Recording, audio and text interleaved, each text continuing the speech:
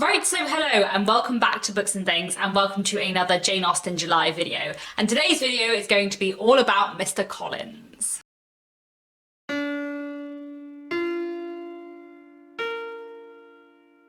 So Mr. Collins is one of the characters in Jane Austen's amazing novel Pride and Prejudice. He is a very famous comic figure from Jane Austen's work, an incredibly well-known character and an incredibly interesting one, so I thought I would dedicate a whole video to talking about Mr. Collins. Today's video is going to be full of spoilers for Pride and Prejudice, so if you haven't read Pride and Prejudice, please do go away and read it because it's amazing and then come back and watch this video. But now let's talk about the amazing Mr. Collins. Whatever you want to say about Mr. Collins, there is no denying that he is an interesting character and an important one within Pride and Prejudice. And I've always found that Mr. Collins is one of those characters that creates a really strong reaction in people. When I used to work at the Jane Austen Centre in Bath many years ago, I used to have to do like introductory talks about Jane Austen, and I would always watch the audience to see who smiled when I mentioned Mr. Collins, and there, when you saw them smile, you'd know that that was a true Austen fan. However, while Mr. Collins is a fantastic comic figure who is hilarious and silly and great fun to read about, he also has several other interesting roles in the novel, and he's also a character that I find continually interpreted in different ways. I know a lot of people who have very different opinions on Mr. Collins. Every time I reread Pride and Prejudice, I find myself having a different interpretation of Mr. Collins,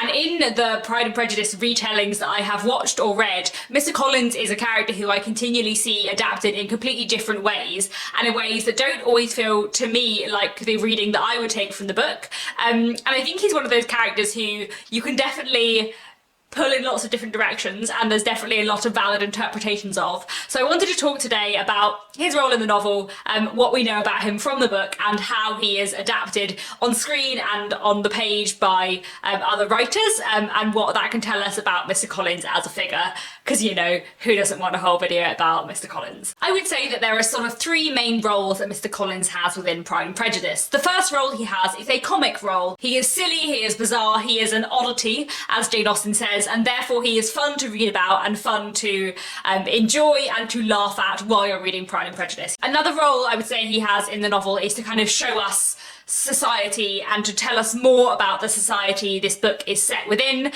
One in terms of sort of Mr. Collins' opinions, but also other people's opinions of him, and also Mr. Collins has a important role in showing us the different attitudes towards matrimony of Elizabeth and her friend Charlotte. Mr. Collins is there in part in the first section of the book to show us the further kind of eccentricities of the Bennett families and their extended family. He is another one of the kind of unpolished people that Mr. Darcy somewhat censures when he's looking at Elizabeth and her family. You know, that moment when Mr. Collins at the ball introduces himself to Mr. Darcy is this moment of kind of incredible impropriety. And like I said as well, Mr. Collins's plot in the first section of the book has this role of showing Elizabeth's character better to the reader. The scene where Mr. Collins proposes to Elizabeth and Elizabeth refuses him because she doesn't love him, doesn't like him, doesn't respect him, could never be happy, and definitely could never make him happy, is a really important like character building scene where the reader gets to see at a fairly early on point in the novel what Elizabeth is like, what her priorities are, what her aims are, and also what she looks for in marriage and in her future. But also that scene and what follows shows us how completely differently Charlotte Lucas views marriage, which has really interesting implications and sort of criticisms of and explorations of society at the time when Jane Austen is writing, the way marriage is often for security and kind of practical reasons rather than for affection and companionship. And it's interesting because Charlotte's decision is sort of criticised within Pride and Prejudice very much by Elizabeth, but also when we go to Hunsford and we see Mr. Collins and Charlotte's life together, it's not criticised because we see how Charlotte has made a life for herself. Yes, she tries to avoid her husband, but she seems tolerably happy, and she is going to have a future with him. She has a household of her own, which is what she wanted.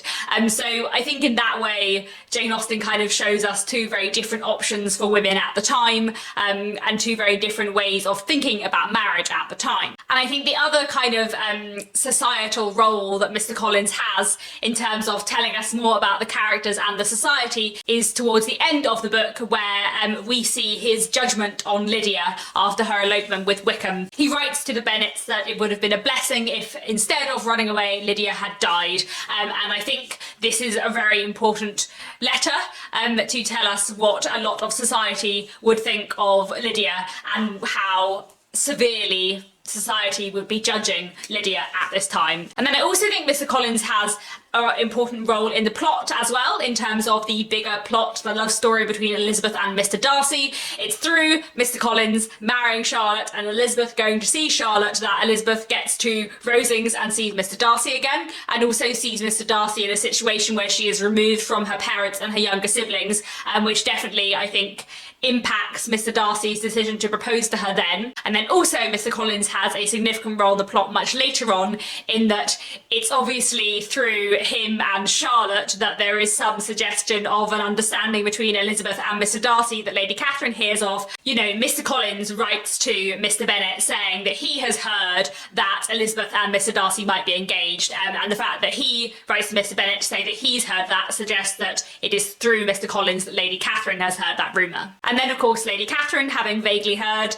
this potential thing from Mr. Collins, goes to visit Elizabeth, and Elizabeth tells her that she is not going to promise not to marry Mr. Darcy, which is what makes Mr. Darcy know that he can go to propose to Elizabeth again. So we have Mr. Collins being surprisingly central in a lot of elements of the plot. So those are the roles that Mr. Collins had in the book. But the next thing I want to do is talk a bit about his description and what we know of him as a character. The first time we hear about him in Pride and Prejudice is when Mr. Bennett receives a letter from him in chapter 13, so fairly early on in the book, and that tells his family that his cousin Mr. Collins is going to stay, and he reads Mr. Collins' letter. So one of the first things we hear about Mr. Collins is his own words, and you know from the very first time that you hear anything from Mr. Collins that he is going to be a silly character because his sentences are so long and his writing style is so ridiculous.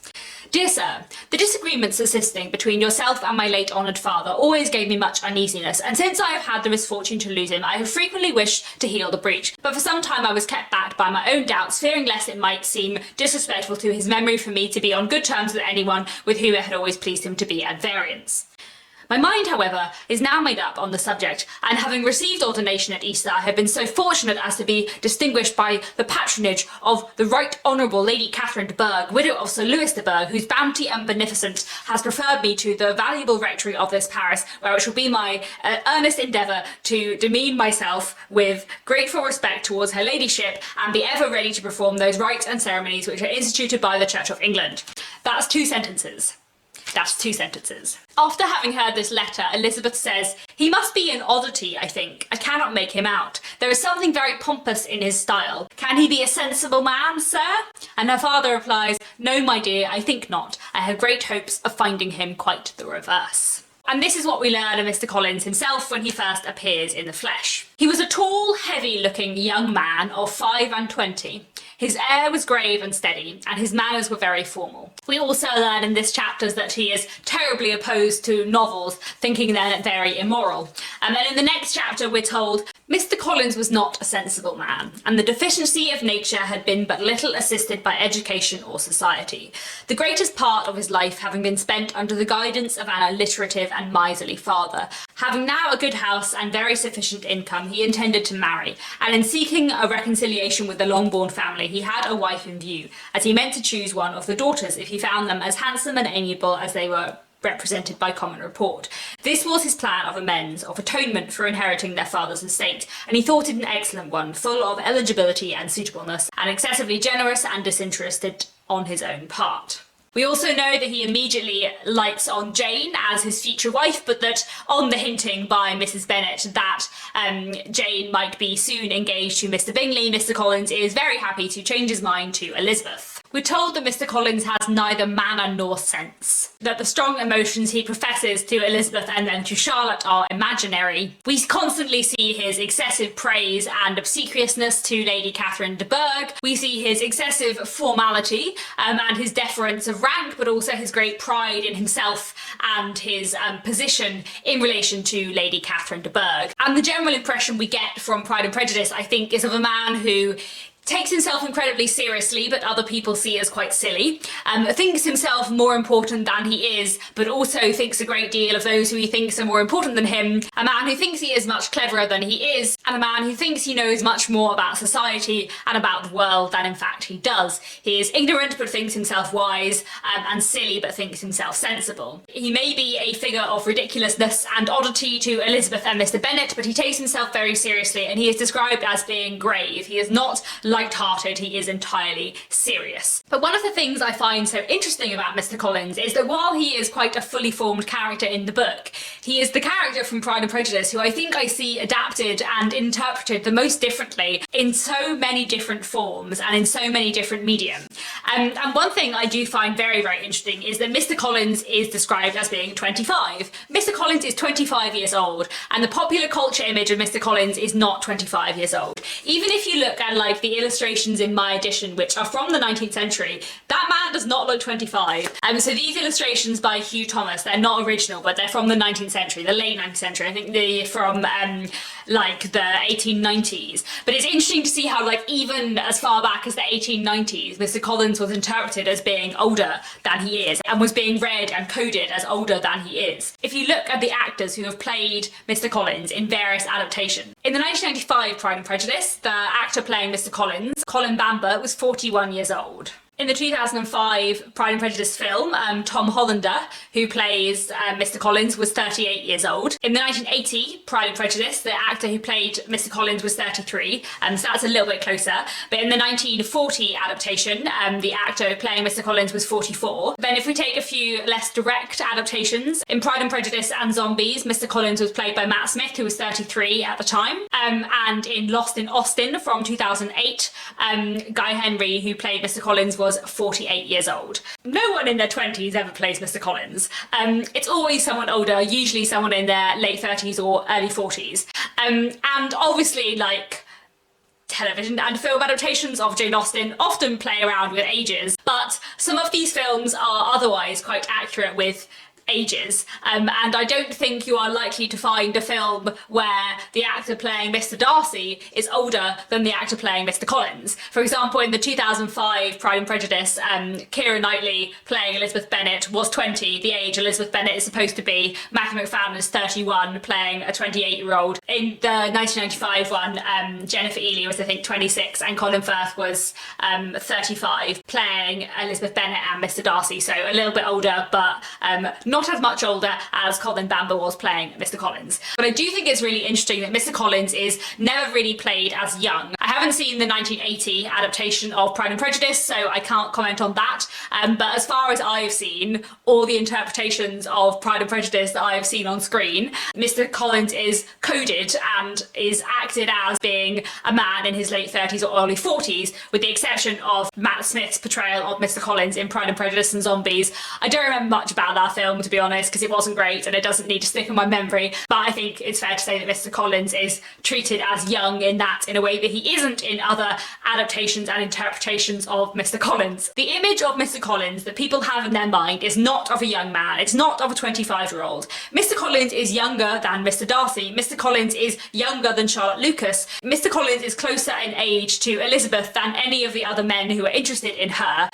Mr. Collins is a young man, and I know I've spoken about this before on my channel, but I do think that when I think about how young Mr. Collins is, I find myself feeling much more forgiving towards him. Like, when I think about Mr. Collins as being someone who's younger than me, I feel more sympathy for Mr. Collins, and I feel like he just hasn't learned how to be in the world yet, in many ways. But it's not just the age that I find interesting in terms of how people interpret Mr. Collins, because there are a lot of other interesting things that are done with Mr. Collins as well. I think Mr. Collins often becomes very silly and sort of extra silly in screen adaptations. In the 1995 adaptation of Pride and Prejudice, Mr. Collins is so silly, and when you read the description of him in the book of someone who is grave and excessively formal, that is not the impression that you get in adaptations of Pride and Prejudice. And I think he's a little bit less silly and takes himself a bit more seriously in the 2005 adaptation of Pride and Prejudice. I much prefer the interpretation of Mr. Collins in that film, but I still think he is presented as being quite different from the way he is in the book. And then a different interpretation of Mr. Collins altogether, which I find really interesting, in the TV miniseries Lost in Austen, which is a strange adaptation of Pride and Prejudice where a woman from the present day gets transported back into the story of Pride and Prejudice and messes anything up. But that's not important. What's important now is that Mr. Collins in that is creepy.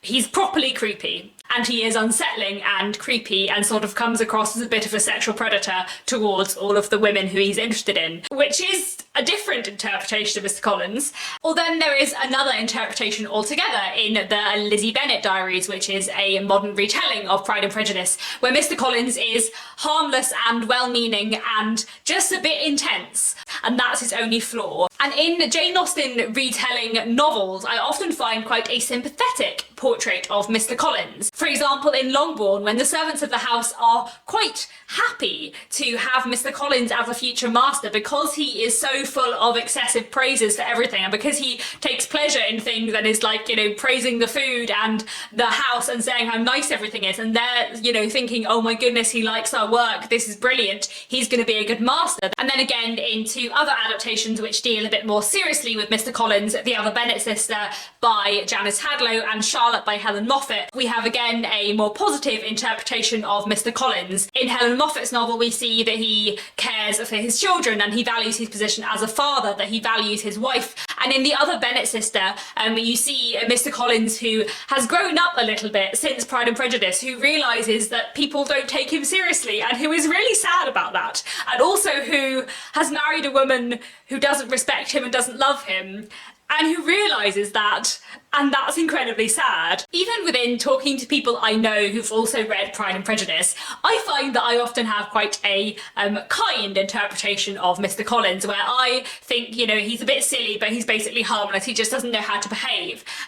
But my fiance Nick, who read Pride and Prejudice last year, hates Mr. Collins with a passion. You know, the way he read Mr. Collins was as this horrible man who is obsequious, who thinks badly of everyone, who is vain and, you know, self-important, who just thinks terrible things of everyone else, who is incredibly judgmental. And I think you can do both of those readings, and I don't know which one is right, but I think it's interesting that you can have so many different interpretations of Mr. Collins. So I think there are sort of three big interpretations you can have of Mr. Collins. I think there is like the main middle ground, which I think is where a lot of people fall when they read Pride and Prejudice, which is that Mr. Collins is silly and harmless. He is a bit intense, he is laughable, he is a character who you love to find silly, who is ridiculous but not evil, who is vain and self-important, but only because he just has this inflated sense of ego, who's basically just silly, and that is his main defining feature. And then I think there is a more positive reading you can have of Mr. Collins, which is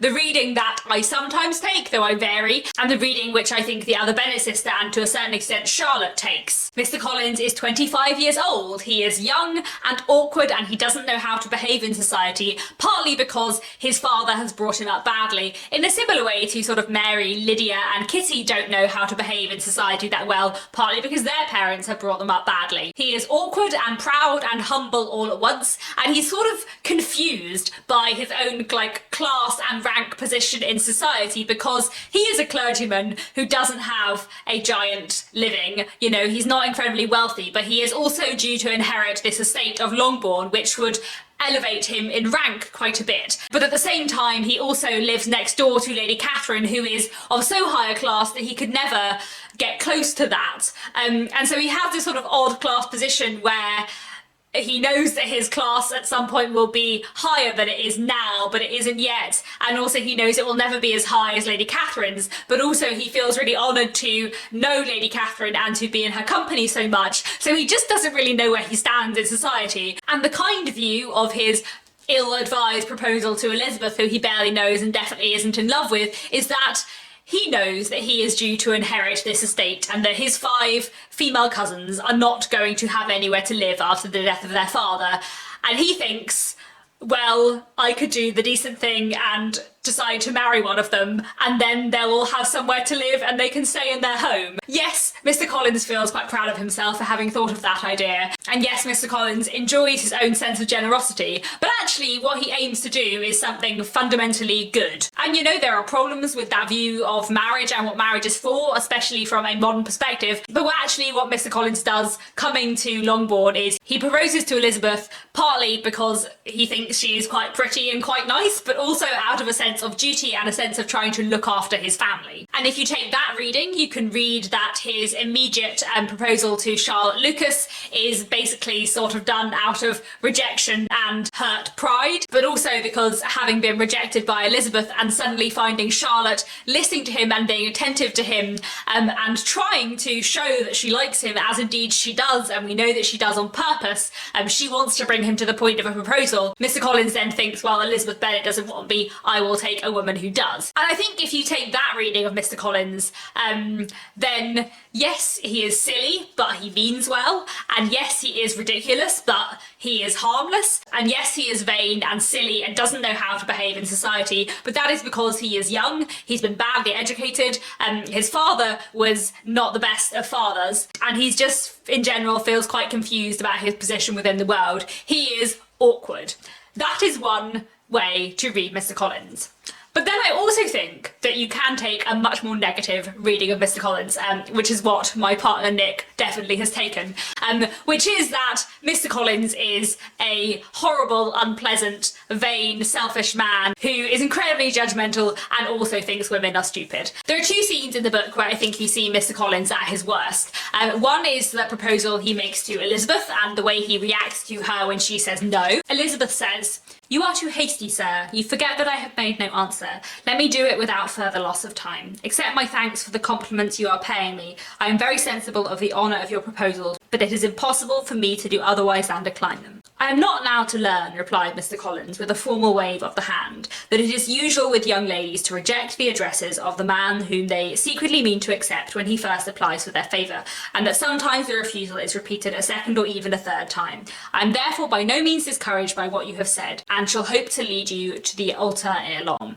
"Upon my word, sir," cried Elizabeth, "your hope is rather an extraordinary one after my declaration. I do assure you that I am not one of those young ladies, if such young ladies there are, who are so daring as to risk their happiness on the chance of being asked a second time. I am perfectly serious in my refusal. You could not make me happy, and I am convinced that I am the last woman in the world who would make you so. You must leave me to judge for myself and pay me the compliment of believing what I say. I wish you very happy and very rich, and by refusing your hand do all in my power to prevent your being otherwise." But yet again, Mr. Collins goes on, "When I do myself the honour of speaking to you next on this subject, I shall hope to receive a more favourable answer than you have given me now, though I am far from accusing you of cruelty at the present, because I know it to be the established custom of your sex to reject a man on first application, and perhaps you have even now said as much to encourage my suit as would be consistent with true delicacy of the female character." "Really, Mr. Collins," cried Elizabeth with some warmth, "you puzzle me exceedingly. If what I have said hitherto can appear to you in the form of encouragement, I know not how to express my refusal in such a way as may convince you of it being one." And Mr. Collins goes on for another page or two, refusing to believe that Elizabeth doesn't want to marry him and just saying, "No, of course I know, don't mean it," for the whole chapter. And I think this chapter is where the Lost in Austen gets its creepy Mr. Collins from, because Elizabeth stands there and says, "I do not want to marry you," about 10 times, and Mr. Collins stands there and says, "No, of course you do, don't be so stupid." And I think you can read that scene as Mr. Collins being awkward. I think you can read that scene as Mr. Collins not really knowing how to behave, but you can also read that scene as Mr. Collins being a misogynist who thinks that women are stupid and that Elizabeth couldn't possibly know her own mind, who believes that he is so much above her and that what he offers her is so generous of him that she couldn't possibly turn him down, and that women, especially young women, have no credibility and that their opinions should not be listened to. Indeed, the only time when he really begins to take Elizabeth's rejection seriously is when he hears it from her parents rather than from herself. And the other time I think we see Mr. Collins at his worst is the letter he writes to Mr. Bennett after Lydia has run away with Wickham. "My dear sir, I feel myself called upon by our relationship and my situation in life to condole with you on the grievous affliction you are now suffering under, of which we were yesterday informed by a letter from Hertfordshire. Be assured, my dear sir, that Mrs. Collins and myself sincerely sympathise with you and all your respectable family in your present distress, which must be of the bitterest kind, because proceeding from a cause which no time can remove. No argument shall be wanting on my part that can alleviate so severe a misfortune, or that may comfort you under a circumstance that must be of all others most afflicting to a parent's mind. The death of your daughter would have been a blessing in comparison to this. And it is more to be lamented because there is reason to suppose, as my dear Charlotte informs me, that this licentiousness of behaviour in your daughter has proceeded from a faulty degree of indulgence, though at the same time, for the consolation of yourself and Mrs. Bennet, I'm inclined to think that her own disposition must be naturally bad, or how could she be guilty of such an enormity at so early an age? Howsoever that may be, you are grievously to be pitied, in which opinion I am not only joined by Mrs. Collins, but likewise by Lady Catherine and her daughter, to whom I have related the affair. They agree with me in apprehending that this false step in one daughter will be injurious to the fortunes of all others, for who, as Lady Catherine herself condescendingly says, will connect themselves with such a family. And this consideration leads me moreover to reflect with augmented satisfaction on a certain event last November, for had it been otherwise I must have been involved in all your sorrow and disgrace. Let me advise you then, my dear sir, to console yourself as much as possible, to throw off your unworthy child from your affection for ever, and to leave her to reap the fruits of her own heinous offence. So, that is quite a letter. There are many things of interest in this letter, which I think show Mr. Collins at his worst. One is that immediately hearing of what's happened, he decides to tell Lady Catherine and her daughter and to expose the Bennett family further to rumour and gossip. Also that he says that it would be a blessing if Lydia had died rather than eloped, and also that Mr. Collins decides this is a good moment to tell Mr. Bennett that he's been a really bad father and that's why Lydia's run away, which to be fair is kind of true, but you know, it's not really something that's very nice to tell someone. It's a pretty horrible letter when you think about it, and I think the image I have in my head of Mr. Collins as this awkward, bumbling, trying to take himself seriously but isn't very good at the world and doesn't really understand things, that character and that interpretation of Mr. Collins, the more positive interpretation that I often have of him, I think falls slightly short at that letter. It's really hard to still view Mr. Collins in that more positive light when you read that letter. But at the same time, I do think that that letter would have appeared less appalling from a Regency perspective. There's definitely another point in another Jane Austen novel where a much more likeable character suggests that death might be preferable to terrible scandal. The idea of sort of women's reputation being so important that better to die than lose your reputation is not a new idea, or even at this point in history necessarily so shocking an idea as it would be today. But also I still kind of hate him for writing the letter, but also I still kind of feel sorry for the bumbling fool that Mr. Collins is for a lot of it.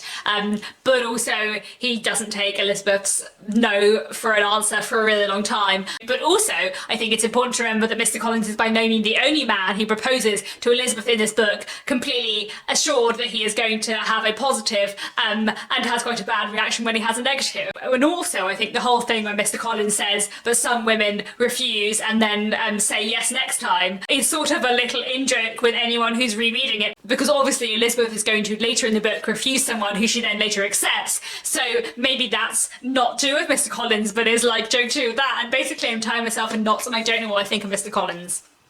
I don't know. I have no conclusion to draw here, except that I really vary between feeling that Mr. Collins is just silly and feeling that Mr. Collins is misguided but meaning well, and feeling that Mr. Collins is misguided and means badly. And I just don't know, and I vary a lot, and I don't know what to think of him. And that is all I have to say.